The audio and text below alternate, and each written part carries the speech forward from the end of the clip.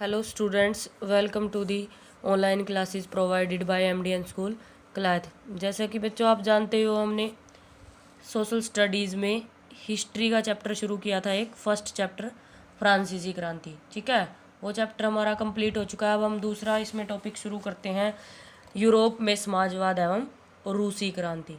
भी 19वीं शताब्दी में ना यूरोप था ना, जो मतलब यूरोप के जो कंट्रीज थी ना, उनके अंदर बहुत सारी क्रांतियाँ हुई थी। जैसे हमने फ्रांसीसी क्रांति पढ़ा, ठीक उसी तरह से अब हम पढ़ेंगे रूसी क्रांति। तो इस चैप्टर में देखिए आप, यूरोप में समाजवाद एवं रूसी क्रांति। भी सबसे पहले हमें क्या समझना पड़ेगा, यूरोप में समाजवाद यानी कि सामाजिक परिवर्तन का युग था, जो भी किस तरह से जो समाज था उसके अंदर परिवर्तन हुआ। ठीक है, उसके बाद हम पढ़ेंगे रूसी क्रांति। तो सबसे पहले हम बात करते हैं सामाजिक परिवर्तन का युग की। पिछले लेसन में हमने पढ़ाई था, मैंने आपको पहले भी बताया कि फ्रांसीसी क्रांति के बाद यूरोप में फैलते जा रहे स्वतंत्रता। अभी फ्रांसीसी क्रांति ने, जब हमने फ्रांसीसी क्रांति किया था, मैंने आपको बताया भी था कि जो फ्रांसीसी क्रांति थी ना, उसने सारे विश्व को क्या दिया था, समानता का और स्वतंत्रता का और बंधुत्व के विचारों के बारे में अवगत करवाया। तो अब जो फ्रांसीसी क्रांति के द्वारा ये विचार उत्पन्न हुए थे ना, अब फ्रांस से निकलकर ये यूरोप के जो अन्य देश थे ना, वहाँ पर भी ये पहुँचने लगे थे। तो फ्रांसीसी क्रांति ने सामाजिक संरचना के क्षेत्र में आमूल परिवर्तन की संभावनाओं का सूत्रपात भी, जिस तरह से फ्रांस में लोगों ने क्या किया, जो सामाजिक संरचना थी उसको बदला, जो निरंकुश राजा था उसका तख्ता पलट किया, उसको फांसी की सजा दी और वहाँ पर गणतंत्र स्थापित किया। ठीक उसी तरह से अन्य देश के लोगों ने भी क्या किया, अपने अपने देशों में जो उनके ऊपर अत्याचार हो रहे थे उनके खिलाफ उन्होंने क्या किया, लड़ाई करने की सोची। लेकिन क्रांति के बाद इस संरचना को बदलना संभव दिखाई देने लगा। यूरोप और एशिया सहित दुनिया के बहुत सारे हिस्सों में भी, अब बहुत सारी कंट्रीज में क्या हुआ, व्यक्तिगत अधिकारों के स्वरूप और सामाजिक सत्ता पर किसका नियंत्रण। भी फ्रांस में जो क्रांति हुई उसके बाद से अन्य देश के लोग भी अपने अधिकारों के बारे में और ज़्यादा क्या हो गए, सजग हो गए। जैसा हमने फ्रांसीसी क्रांति में भी किया था, एट लास्ट की जो भारत के जो नेता थे, राजा राम मोहन राय एक समाज सुधारक थे, उन्होंने भी फ्रांसीसी क्रांति से क्या किया था, बहुत ज़्यादा मतलब कि वो मोटिवेट हुए थे और उन्होंने भारतीय लोगों में राष्ट्रवाद पैदा करने में काफ़ी महत्वपूर्ण भूमिका निभाई थी।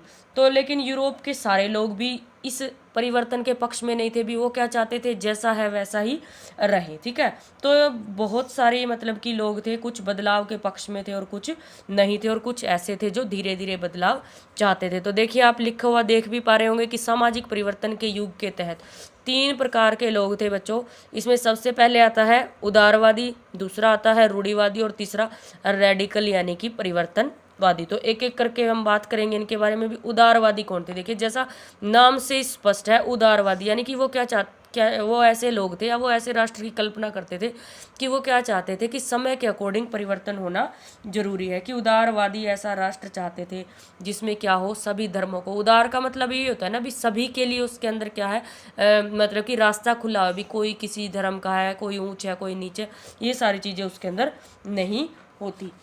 शायद आप जानते होंगे कि उस समय यूरोप के देश में, मैंने आपको पहले भी बताया भी, चर्च का क्या था, दबदबा था। और जो चर्च लोग, ये जो यूरोप की कंट्रीज थी ना, ये एक ही धर्म को मानते थे। जैसे कि ब्रिटेन की सरकार ने अपनी चर्च बनाई हुई थी, चर्च ऑफ इंग्लैंड, वो उसका समर्थन करती थी। इसी तरह से ऑस्ट्रिया और स्पेन कैथोलिक चर्च के समर्थक थे। ठीक इसी तरह से अन्य देशों ने भी अपने अपने क्या बनाए थे, चर्च बनाए थे। वे सरकार के समक्ष व्यक्ति मात्र के अधिकारों की रक्षा के पक्षधर। वो क्या चाहते थे कि जो मनुष्य है उसके अधिकार उसे मिलने चाहिए। उनका क्या कहना था कि सरकार को किसी के अधिकारों का हनन करने, भी कोई राजा को अधिकार नहीं है। जैसे हम देखा ही फ्रांसीसी क्रांति में जो राजा था वो क्या था, निरंकुश था और उसने लोगों पर कई प्रकार के प्रतिबंध लगाए हुए थे। तो उदारवादी इस तरह के पक्ष में नहीं थे, वो क्या थे, परिवर्तन चाहते थे। लेकिन हम उन्हें क्या नहीं कह सकते, लोकतंत्रवादी नहीं कह सकते। ठीक है, क्योंकि लोकतंत्र में क्या होता है, सभी को मत देने का अधिकार है। लेकिन ये उदारवादी क्या चाहते थे, उनका क्या मानना था कि मत किसे प्राप्त, मतलब वोट का अधिकार किसे होना चाहिए, जिनके पास अपनी क्या है, संपत्ति है। दूसरा आता है बच्चों इसमें रेडिकल समूह के जो लोग थे, कि इसके विपरीत, बिल्कुल ये विपरीत थे, इसके उल्टा थे, ये परिवर्तनवादी थे। ठीक है, कि जो ये कैसी सरकार के पक्ष में थे, जो देश की आबादी के बहुमत के समर्थन पर, भी जो देश की जनता चाहती है ना, जिसे चाहती है उसका क्या होना चाहिए, उस देश पर शासन होना चाहिए। इसमें से बहुत सारे लोग महिला मताधिकार आंदोलन के समर्थक थे। उदारवादियों के विपरीत ये लोग बड़े जमींदारों और संपन्न उद्योगपतियों को प्राप्त किसी भी तरह के विशेषाधिकारों के खिलाफ थे। ये निजी संपत्ति के भी विरोधी थे, लेकिन केवल कुछ लोगों के पास संपत्ति के संकेंद्रण का विरोध भी। ये निजी संपत्ति के तो विरोधी थे कि हर एक व्यक्ति के पास अपनी संपत्ति नहीं होनी चाहिए, लेकिन ये भी नहीं चाहते थे कि कुछ ही व्यक्तियों के पास जो पूरा धन है वो सिमट कर रह जाए, यानी कि सबके बराबरी का दर्जा ये दिलवाना चाहते थे। ये थे रेडिकलवादी यानी कि परिवर्तनवादी जो लोग थे। उसके बाद आता है एक और रह गया हमारा रूढ़िवादी। रूढ़ शब्द का अर्थ जैसा कि आप जानते हैं बच्चों की जो किसी विशेष अर्थ के लिए क्या हो जाए, फेमस हो जाए। रूढ़ यानी कि वो उसके लिए पक्का हो गया, मतलब कि।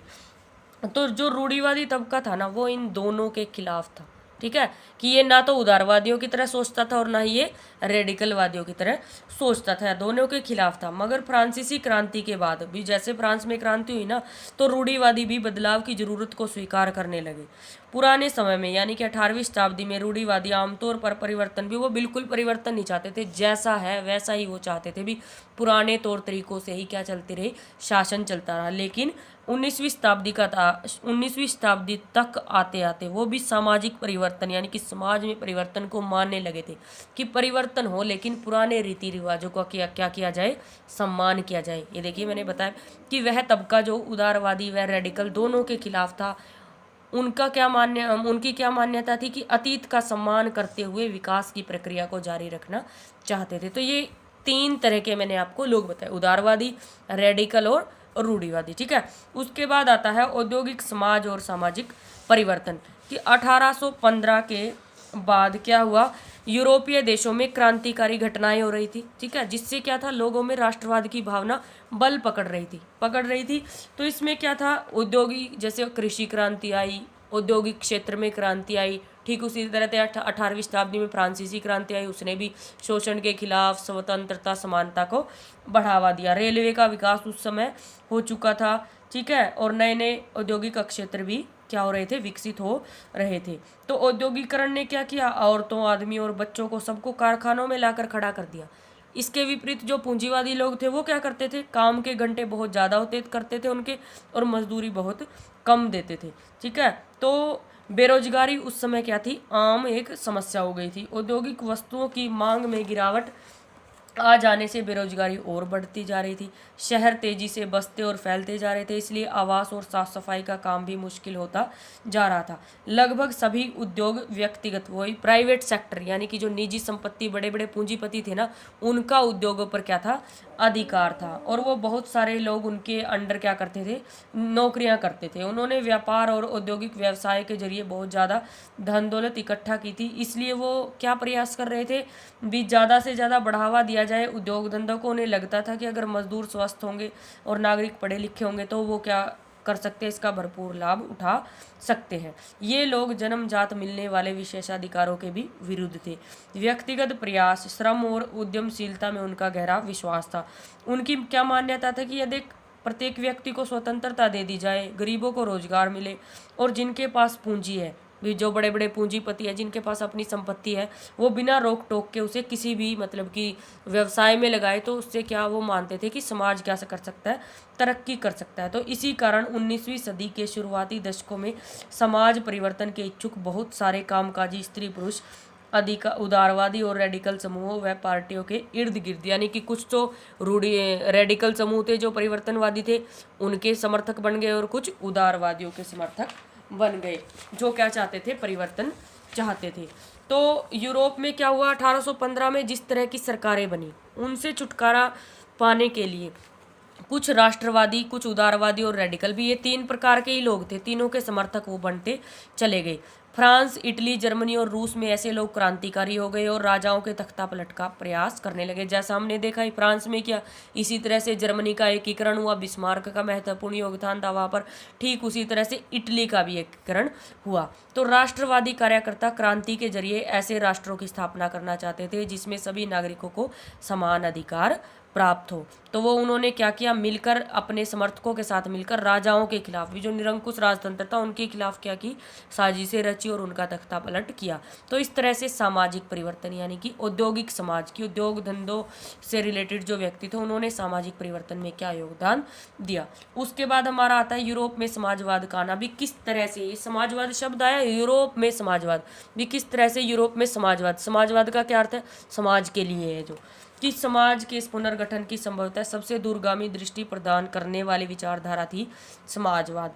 समाजवादी क्या थे, इनकी विशेषताएं देखिए। समाजवादी विचारधारा की विशेषताएं 19वीं शताब्दी में आई कि एक तो निजी संपत्ति के विरोधी थे, दूसरा संपत्ति पूरे समाज का नियंत्रण। भी ये क्या चाहते थे कि जो धन दौलत है ना उस पर पूरे समाज का नियंत्रण हो, ठीक है। वो पक्षधर थे कि पूरे समाज स्वामित्व होना चाहिए सभी लोगों का। उनका कहना था कि संपत्ति के निजी स्वामित्व की व्यवस्था ही सारी समस्याओं की जड़ है। भी जो ये बड़े बड़े पूंजीपति है ना, ये ही जड़ है हर प्रकार की समस्या के। तो इस तरह की जो शासन व्यवस्था है ना, इसको क्या करना चाहिए, उखाड़ फेंकना चाहिए। तो इन्होंने क्या किया, बड़े पैमाने पर अभियान चलाए। समाजवाद को उन्नत करने के लिए इन्होंने क्या किया, बड़े पैमाने पर अभियान चलाए। जैसे कि इन्होंने ऐसी शासन व्यवस्था करने की सोची जिसमें क्या था कि पूरे समाज को मौका मिले। देखिए फॉर एग्जाम्पल फ्रांस में लुई ब्लाक, उसने क्या किया, वो भी ऐसी व्यवस्था का समर्थक था। उसने बड़े बड़े फार्मों की स्थापना की जहाँ पर कुछ लोग मिलकर क्या करते थे, उत्पादन करते थे और जो प्रॉफिट होता था ना वो क्या करते थे, उसे आपस में बांट लेते थे। उसके बाद कोऑपरेटिव समूह, जो ये समूह क्या थे, समूह से स्पष्ट ग्रुप कि एक ग्रुप ऑफ पीपल की, बहुत सारे लोगों का एक समूह होता था जो मिलकर चीज़ें बनाते थे और जो प्रॉफिट होता था उसे आपस में बांट लेते थे। उसके बाद आता है कार्ल मार्क्स और फ्रेडरिक एंगल्स, ये दो विचारक जो कि समाजवादी विचारधारा के कट्टर क्या थे, समर्थक थे। इन्होंने नए तर्क पेश किए समाजवाद के लिए।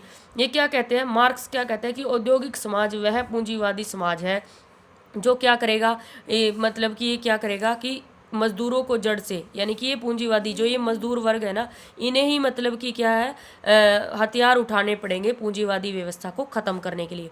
ऐसा समाज बनाना होगा जिसमें सारी संपत्ति का पूरे समाज पर नियंत्रण हो, कि संपत्ति क्या है पूंजीवादियों के हाथों से निकलकर सभी के अंडर आ जाए। तो ये व्यवस्था थी साम्यवादी और कम्युनिस्ट, ठीक है, समाजवाद के लिए समर्थन। तो इन्होंने क्या किया था, कार्ल मार्क्स, फ्रेडरिक एंगल्स और अन्य समर्थकों ने समाजवाद के समर्थन के लिए एक संस्था भी बनाई इंटरनेशनल लेवल पर, जिसका नाम था द्वितीय इंटरनेशनल। लेकिन अभी तक यूरोप की किसी भी कंट्री में ना बच्चों समाजवादी या साम्यवादी सरकार नहीं बनी थी। हालांकि इनके जो सदस्य थे साम्यवाद के या समाजवाद के, वो क्या कर रहे थे, जनता द्वारा उन्हें भरपूर क्या मिल रहा था, सहयोग मिल रहा था, वो संसद में जा रहे थे, लेकिन उन्होंने सरकार नहीं बनाई। सबसे पहले समाजवादी सरकार बनाते हैं कहाँ पर, रूस में 1917 में। तो अब हम इसके बाद यही बात करेंगे 1917 की क्रांति है, रूसी क्रांति, उसके बाद किस तरह से रूस में समाजवाद की स्थापना हुई। Thank you students.